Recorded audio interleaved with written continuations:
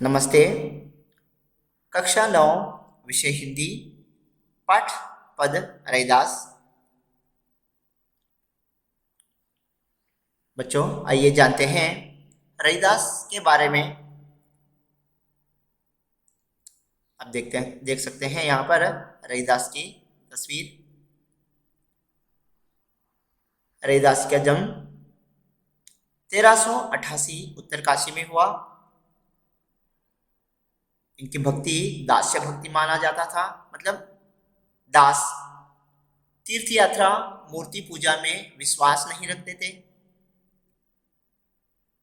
कार्यक्षेत्र समाज सेवक और मोची यानी चमार का काम किया करते थे। रचनाएं 40 पद गुरु ग्रंथ साहब में शामिल हैं। निर्वाण 1518 में।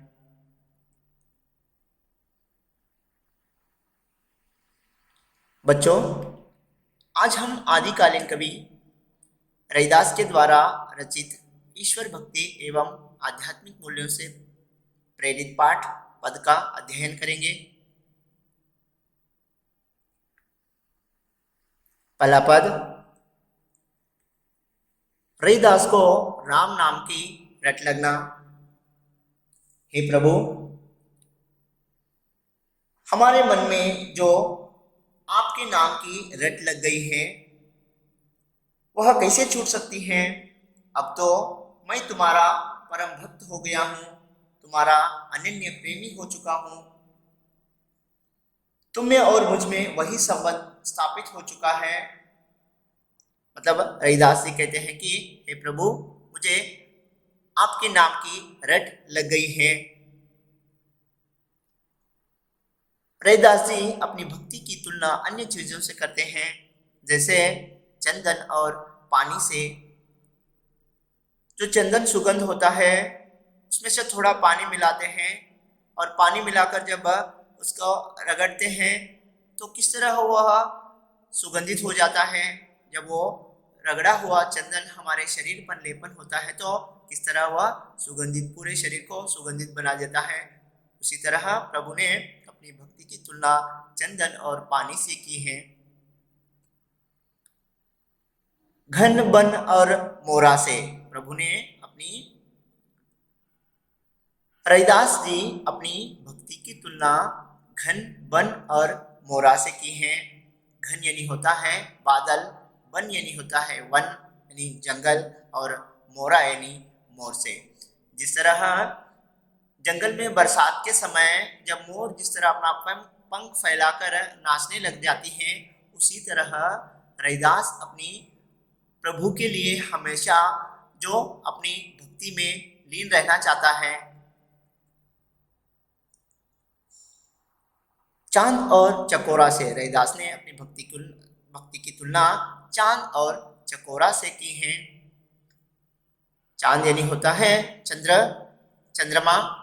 चकोरा यानी एक तीतर जाति का एक पक्षी होता है जो रात भर उसी चंद्रमा को निहारता रहता है। उसी तरह रैदास अपनी प्रभु को पूरी रात भर उनके सोच उनके विचार में मग्न रहते हैं। कहते हैं, हे प्रभु, तुम दीपक और मैं बत्ती हूँ। वो कहते हैं, प्रभु आप एक दीपक हो और मैं बत्ती हूँ। जब दिया जलता है तो दीपक और बाती के रहना बहुत महत्वपूर्ण है। उसी तरह बिना बाती के दिया नहीं जल सकता और बिना दीपक के जो बाती नहीं रह सकती। हे प्रभु, आप दीपक हो और मैं उसमें जलने वाले एक बाती के समान हूँ। कहते हैं, हे प्रभु, आप मोती हो और मैं धागा। कहते हैं, हे प्रभु, आप एक मोती हो और मैं एक धागे के समान हूँ। जब मोती और धागा जब मिलता है, जब मोती में धागा पिरोया जाता है, तब एक सुंदर माला बनती है। उसी तरह बिना मोती के और धागे का कोई महत्व नहीं है और बिना धागे की जो माला जो नहीं बन सकती। इस तरह रैदास ने अपनी भक्ति की तुलना इन चीजों से की है। कहते हैं, हे प्रभु, तुम स्वामी और मैं दासा। हे प्रभु, आप मेरे गुरु हैं और मैं आपका दास हूं, कहता है। दूसरा पद, दीन दुखियों पर कृपा करने वाला।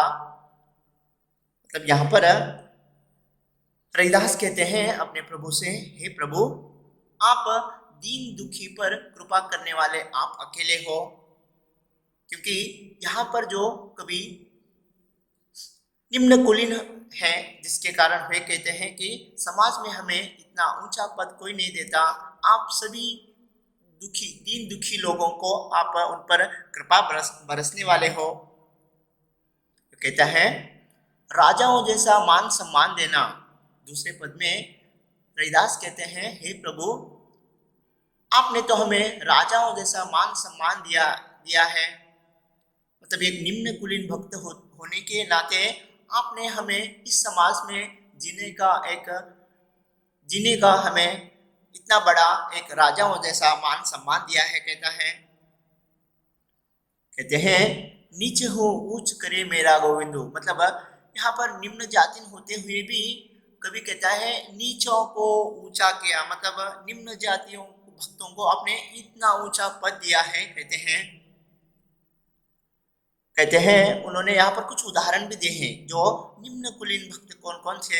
देखिए, कहते हैं नामदेव, कबीरू, त्रिलोचनो, सधना, सैनु इत्यादि। मतलब निम्न कुलीन भक्त होते हुए भी इन सारे अपने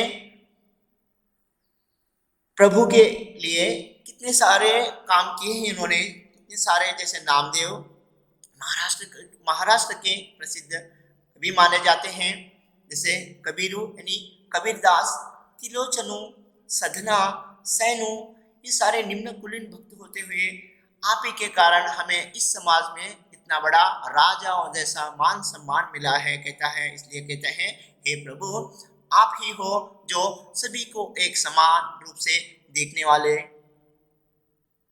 कहते हैं हरि जीव तो सभय सरे। हरि मतलब यहाँ पर हरि चाहता है तो सब कुछ संभव है। कहता है अगर हरि चाहता है तो नीच मतलब निम्न लोगों को भी ऊंचा पद दिला सकते हैं। क्योंकि रविदास कहते हैं कि रविदास एक चमार जाति के थे, फिर भी वो एक इतना ऊंचा पद मिला क्योंकि राजाओं जैसा मान सम्मान मिला, क्योंकि अपने गुरु के कारण क्योंकि उनके भक्ति में जब लीन हो जाते हैं तो प्रभु सबको एक समान रूप से देखते हैं। यह कहते हुए दूसरे पद में रविदास ने इस तरह अपनी भक्ति की तुलना की उन्होंने। ये जानते हैं ग्रह कार्य।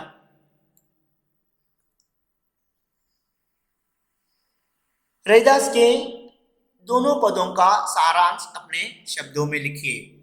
इस वीडियो को सुनकर आप इस पद का सारांश लिखिए। धन्यवाद।